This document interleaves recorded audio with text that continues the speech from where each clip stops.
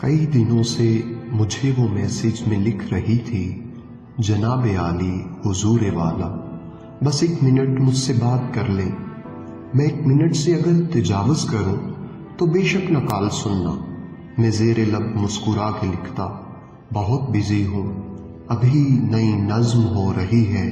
وہ اگلے میسج میں پھر یہ لکھتی، سسکتی روتی بلکتی نظموں کے عمدہ شاعر، تم اپنی نظمیں تراشو لیکن کبھی تو میری طرف بھی دیکھو، کبھی تو مجھ سے بھی بات کر لو، بس 1 منٹ میری بات سن لو۔ میں ہنس کے لکھتا، فضول لڑکی، بہت بزی ہوں، بس 1 منٹ ہی تو ہے۔ نہیں نا۔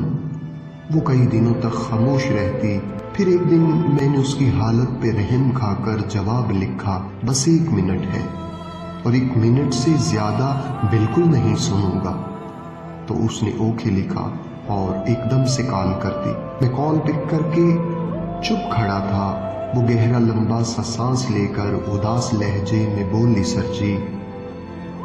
وہ گہرا لمبا سا سانس لے کر اداس لہجے میں بولی، سر جی، میں جانتی ہوں کہ 1 منٹ ہے اور 1 منٹ میں اپنے اندر کی ساری باتیں کسی بھی صورت نہ کہہ سکوں گی، اور 1 منٹ میں میں اپنے اندر کی ساری باتیں کسی بھی صورت نہ کہہ سکوں گی۔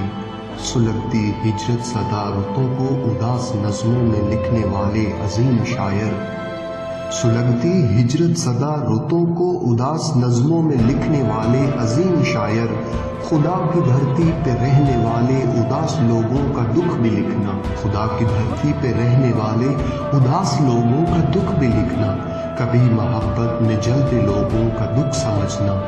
ابھی تو آدھا منٹ پڑا تھا مگر وہ لائن سے ہٹ چکی تھی۔ وہ 1 منٹ کی جو کال تھی نا، وہ 30 سیکنڈ میں کٹ چکی تھی۔